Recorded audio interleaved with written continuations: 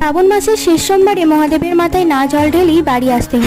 Hello সবাই কেমন আছো? চলে এসেছি তোমাদের জন্য একটা নতুন ভিডিও নিয়ে। আজ শ্রাবণ মাসের শেষ সোমবার। আমি এর আগে কখনো শিবরাত্রি করিনি, বাড়িতে শিবের মাথায় জল ঢেলেছি শ্রাবণ মাসের শেষ সোমবারে, কিন্তু শিবরাত্রি বা এরকম ভাবে জল ঢালতে কখনোই আসিনি। তোমাদের আগেই বলে দিই, এই ভিডিওটা আমার আগের বছরে, যেটা আমি তোমাদের সাথে শেয়ার করতে পারিনি, তাই এই বছর শেয়ার করছি।